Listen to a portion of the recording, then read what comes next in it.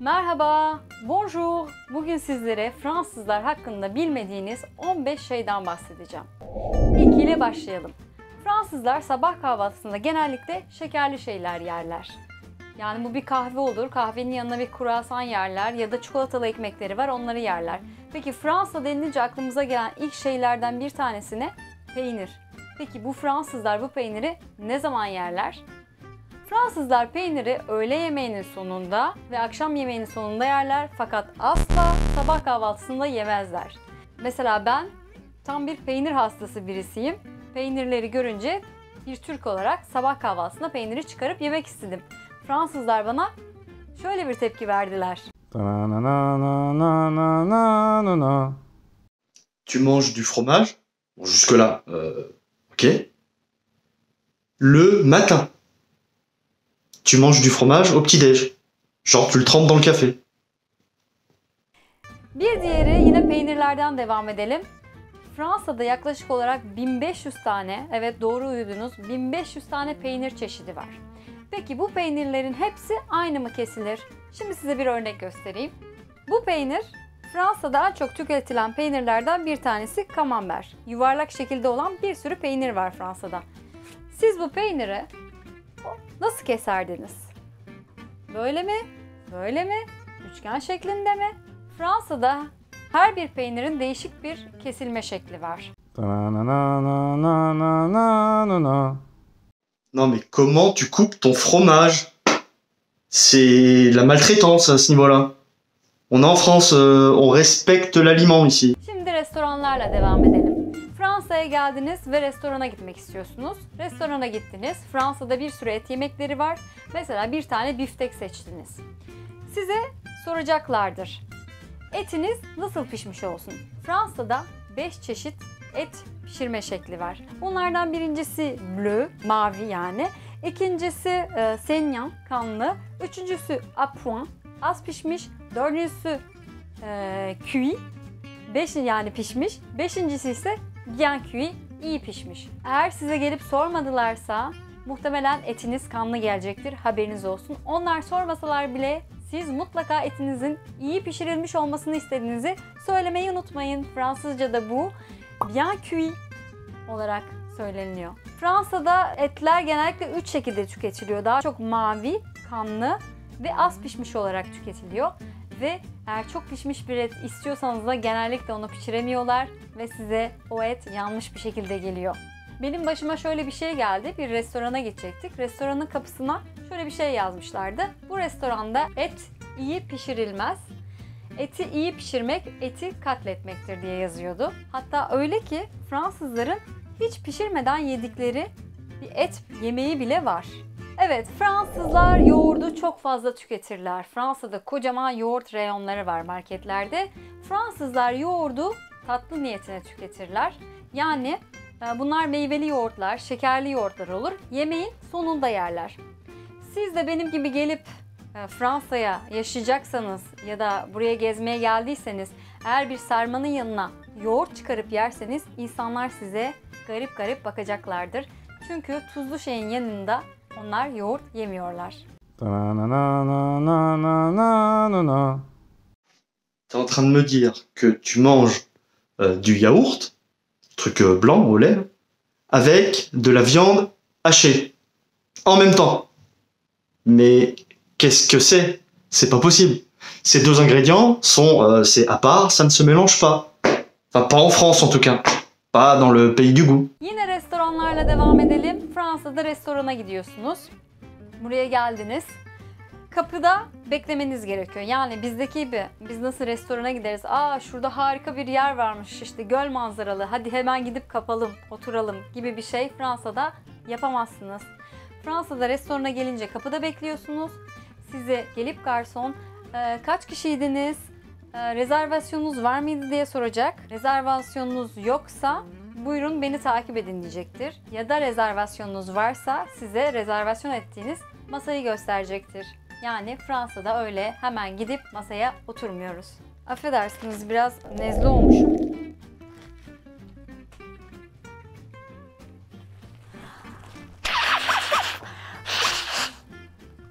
Evet, bir sonrakiyle devam edelim.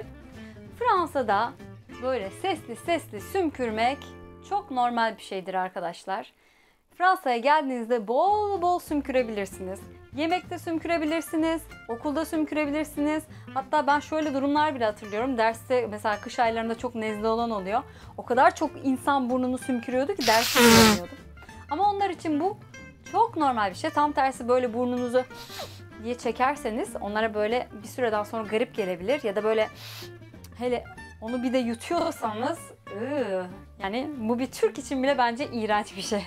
Onlar için de aynı şekilde. Bir diğeri, Fransızlar aşırı programlı insanlardır. Evet, Fransa'da hemen hemen her şey randevu sistemiyle çalışıyor. Fransa'da doktora gitmek istiyorsanız randevu almanız gerekiyor. Kuaföre gitmek istiyorsanız randevu almanız gerekiyor. Öğretmenle konuşmak istiyorsanız randevu almanız gerekiyor. Ve bütün bu randevuları da yazmaları gerekiyor. O yüzden birçok insanın ajanda defteri var. Ajandaya not alıyorlar ya da bunu artık telefon üzerinden de yapabiliyorsunuz. Yani mesela doktor size 1 ay sonrasına randevu veriyor. Bir başkasını arıyorsunuz 2 ay sonrasına randevu veriyor. Ve bunları not etmezseniz işin içinden de çıkamazsınız. Yani sistem çok programlı olduğu için siz de programlı olmak zorundasınız. Fransızlar kibar insanlardır. Evet, bu da bilinen bir klişe yine. Fransızlar özellikle küçük oturum yerlerinde, küçük köylerde, küçük şehirlerde birbirlerine selam verirler, tanımasalar bile. Mesela benim oturduğum yerde 4000 kişi yaşıyor. Ben dışarı çıktığımda, parka gittiğimde çocuklarla yanımdan eğer 10 kişi geçiyorsa o 10 kişiyle selamlaşıyoruz. Merhaba, merhaba, bonjour, bonjour. Birbirimizi tanımıyoruz. Yine aynı şekilde buna ekleyeyim bunu da. Fransa'da bu, Fransa'nın her yerinde dahil, her yerinde geçerli.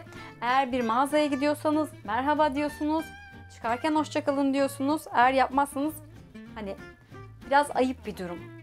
Yine başka bir klişeden bahsedelim. Fransızlar pis insanlardır. Fransızlar yapılan istatistiklere göre aslında hemen hemen her gün duş alan insanlar.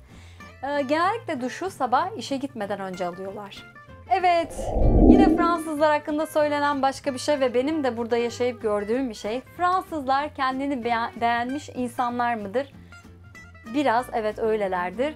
Fransızlar şövenistler midir? Evet, ben bununla ilgili bir sürü şey yaşadım. Özellikle ilk Fransa'ya geldiğim zamanlar bana hep şu tarz sorular soruyorlardı.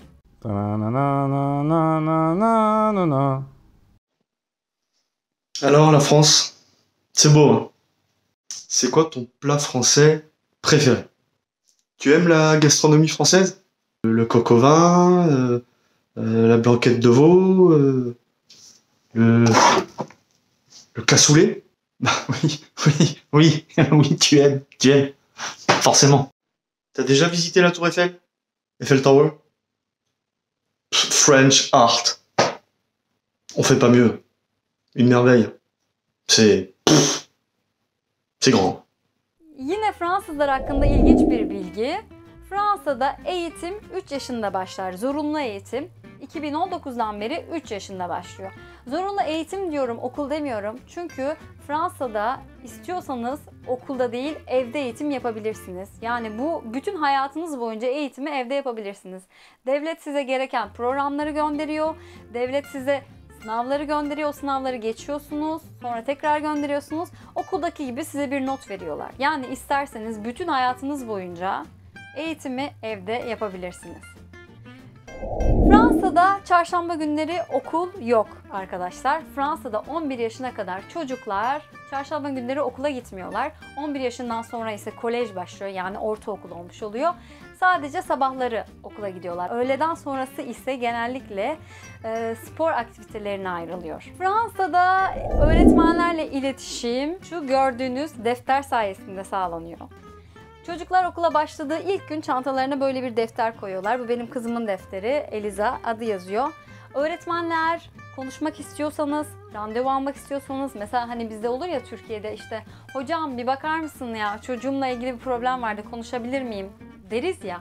İşte o burada olmuyor. Eğer öyle bir şey yaparsanız size deftere randevu almak istediğinizi yazar mısınız diye söyler öğretmenler. Onun dışında diyelim ki mesela burada bir örnek göstereyim. Mesela Nil'in doktor randevusu var. Biz buraya yazmış işte şu tarihte Nil'in doktor randevusu var, o yüzden gelemeyecektir diye. Öğretmen de yanına Şöyle göstereyim. Öğretmen de yanına gördüm deyip tarih yazıp imzalıyor.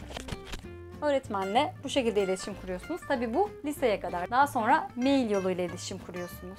Fransa'da ödeme nasıl yapılır? Şimdi ben buraya ilk geldiğimde çok şaşırmıştım. Çünkü bizde çek defteri denince ya da çekle ödeme denince böyle çok büyük rakamlar aklımıza geliyor. O çek mi, o çekle mi ödüyorsun falan diye. Aslında Fransa'da bankada bir hesap açıyorsanız size direkt bir çek defteri gönderiyorlar. Çünkü Fransa'da ödemeler genelde çek ile ya da banka kartı ile yapılıyor. Nakit para taşıyan insan Fransa'da çok az. Mesela doktora gidiyoruz biz, kart kabul etmiyor, onu çekle ödemem gerekiyor.